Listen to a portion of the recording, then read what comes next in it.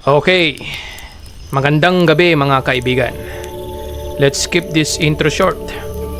Meron akong ikikwento sa inyo ngayon. Base ito sa sinend sa atin ng isang anonymous sender. Sabi niya, Sir Sig, simula nang dumating si Tita Linda, lagi na kaming pagod paggising.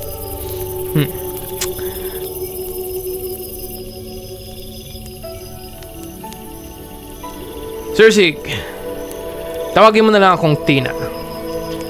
Bata pa ako noong nangyari to. Malapit nang mag-teenage. Nakatira kami ni Mama, Papa, at ni baby kong kapatid sa isang maliit na baryo sa Aklan. Tahimik lang ang buhay namin noon. Umaga, naririnig mo lang ang tilaok ng manok at kalansing ng palay sa likod ng bahay. Pero isang gabi, may dumating. Si Tita Linda. Matalik daw na kaibigan ni Mama simula nung bata pa sila. Naabutan daw niya yung bagyo kaya makikituloy muna sa amin habang sira pa yung tulay papunta sa kabilang bayan. Maganda si Tita Linda. Maputi, maamo ang mukha, laging nakaitim. At pagdating niya, parang gumaan ang loob ni Mama. Lagi silang magkasama, nagtatawanan habang nagluluto. At lalo na nung nilabas ni Tita Linda yung mga pasalubong niyang galing sa Iloilo. Pero simula nung dumating siya, may mga kakaibang nangyari. Una, may mga manok na nawawala. Magkakalayo naman ang bahay sa amin, Sir Sig. Imposibleng taong kumuha doon. Hindi rin masyadong magubat sa amin. Walang wild na mga animales. Yung aso namin hindi naman tumitira ng manok.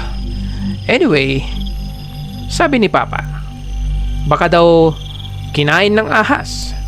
Yun ang pinaka-logical na explanation. Pero si Mama, tahimik lang. Parang may gustong sabihin pero nagpipigil. Pangalawa, ang kapatid kong si Baby Kiko. Napansin kong laging inaantok. Halos hindi nga nagpapatulog yun sa sobrang hyper na bata. Nanibago kami. Dati malakas umiyak pag gutom, pero ngayon parang laging nanghihina. Minsan, paggising ko sa madaling araw, napansin kong may mantsa ng dugo sa unan niya. Pero sabi ni Mama, pakakagat lang daw ng lamok.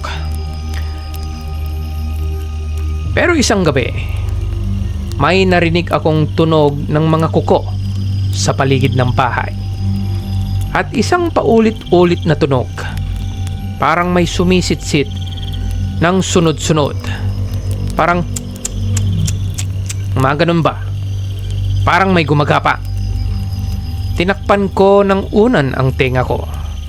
Pero naririnig ko pa rin. Pagdilat ko, nagulat ako. Nakita ko si Tita Linda. Nakaupo sa gilid ng kama ni Mama. Nakatingin lang sa labas ng bintana habang may nginunguya. Kinabukasan, nagtanong ako, Tita, ano po yung kinakain nyo kagabi? Ngumiti lang siya. Yung ngiti na parang alam mong may tinatago. Balat ng kanding, anak. Masarap yun. Kahit pakuluan mo lang, tapos isawsaw mo sa suka na may dugo. Kinalabutan ako sa sagot niya. Pero totoo naman, masarap ang balat ng kanding. Pero hindi ko pa natatry yung sinasawsaw sa may dugo na may suka. Lumipas pa ang mga araw. Dumating ang gabi ng pista. Habang lahat ay nasa kapilya, naiwan ako sa bahay kasama ni Tita Linda at si Baby. Malakas ang hangin. Tapos biglang nawalan ng kuryente. Tahimik. Wala kang maririnig kundi ang huni ng kuliglig at iyak ni Baby Kiko. Lumapit ako sa crib, pero biglang natigilan ako. Si Tita Linda nakayuko sa ibabaw ni Baby Kiko at sa liwanag ng kandila nakita ko nakalabas ang dila niya. Mahaba, parang ahas, at nilalaplap niya ang dugo sa leeg ni Baby. Hindi ako nakasigaw.